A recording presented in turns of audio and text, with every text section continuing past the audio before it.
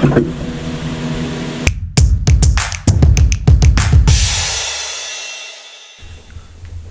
welcome to Flower for a Fun Show. This is your first time, welcome. If not, welcome back. This is an Yamaha HPDI, and if you're here, it's because you either own one, or you're planning to buy one, or you know someone that has one. This is the starter motor on the HPDI. Then you have your O2 sensor. These things tend to get dirty, and they will affect the performance of your motor. You can see it can get very dirty, and this definitely will cause it to not run the way it should. Then you have some of the electrical components inside this box, and your fuses here, which also can be a problem when one of those fuses goes off and your motor does not start. This is where I'm going to be concentrating today, which is your neutral switch, but we'll get back to that momentarily. This is your thermostat. You have one on the starboard side of your motor. Right below where you have cylinder number 1, cylinder number 3, and cylinder number 5. On the port side, you are going to see your thermostat, which you have 2. In this motor, you're going to have 2. This is a 200 horsepower. You have another thermostat here. And just below it, you have your cylinder number 2, cylinder number 4, and cylinder number 6 at the bottom.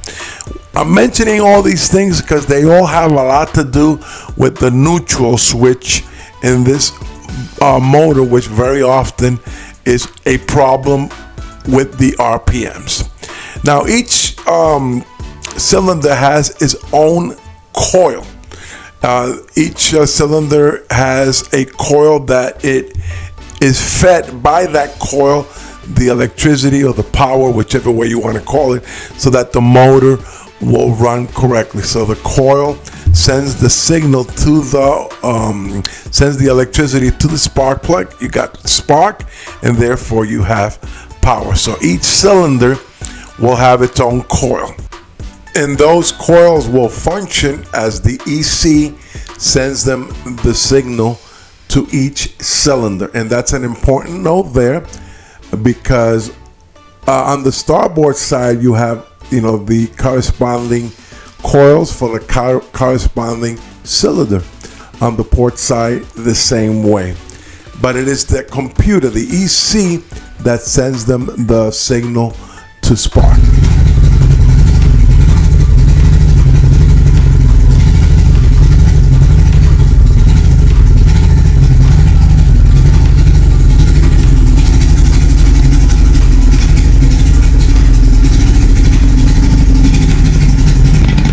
Okay, so the motor is running on idle.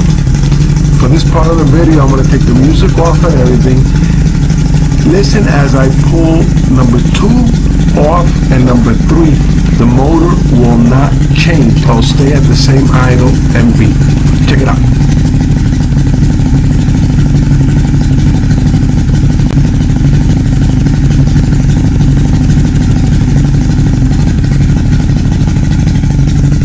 No change in idle, because the neutral switch is telling the computer that we're still in neutral. It will change to 6 cylinders when we actually put it in gear. We'll see how it works. Now what this tells me is that cylinder number 2 and cylinder number 3 are not firing when it's in idle, in neutral. Now, if this remains like this, when you put it in gear and you start trying to get the RPMs up and plane out, it will be shaking and there won't be any RPMs. It will have no power. So something has to happen for it to go into 6 cylinder. And this is what I want to show you. This is the neutral switch in the gears right here. And this is what changes your motor from 4 to 6 cylinders. If this is not working, then you will remain on 4 cylinders and you will not be able to plane out.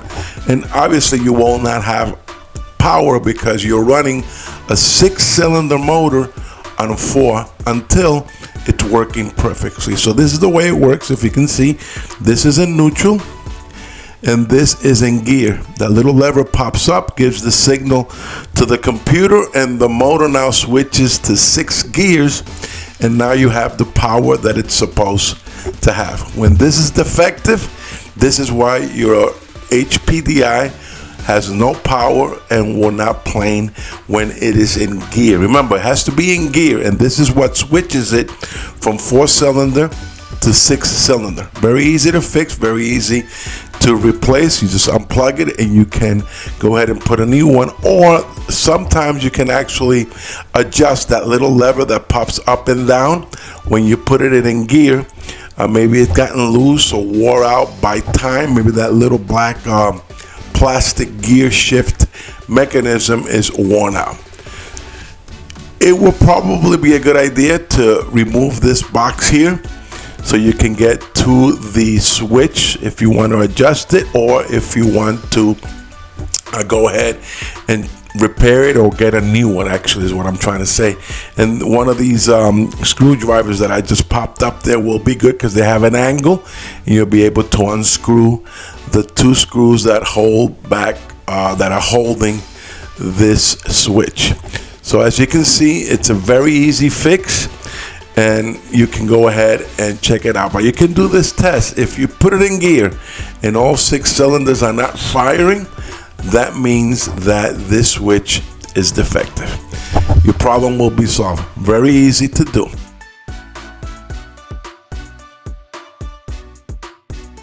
Okay, so this is the tool along with this that you are going to use to check if the coils are sending a spark or electricity to your spark plug.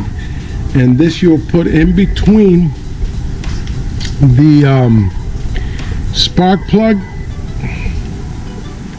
and your spark plug wire. And I'll show you how that looks in a second. Spark plug boot out, and you want to put one end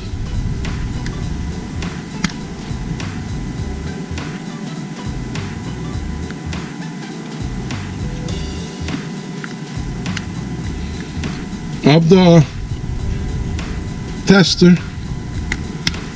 into the boot. So this is how it should look.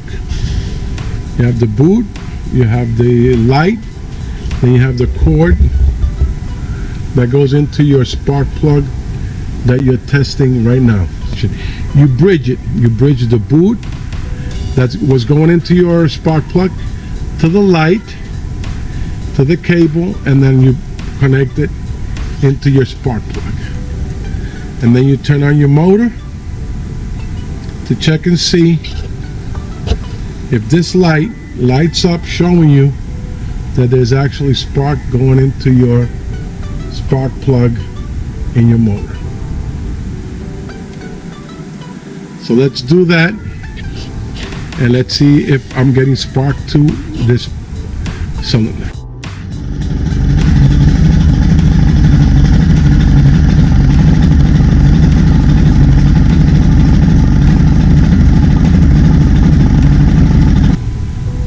Okay, so now we saw that there's spark, and you could do that with all the other cylinders to check and see if there is spark. Now again, I want to repeat myself. These engines will only run on 4 cylinders while they're in idle, so that means that you have to keep that in mind, because if you check spark for cylinder 2 and 3, there's not going to be any at idle in neutral. Okay, so if you want to check the spark on cylinder 3 and cylinder 2 on the port side, you do have to put it in gear. And to be perfectly honest with you, my thing with that is, if you're going to do that, make sure you take your propeller off. I wouldn't mess with a boat on land with the propeller on and put it in gear. If you have to check for spark and you do need to put it in gear, then my suggestion will be to go ahead and remove the propeller. Now remember, when you're doing the tests for spark on cylinder 2 and 3, this shifter switch needs to be working correctly, and this is also part of your test to see if you're getting spark.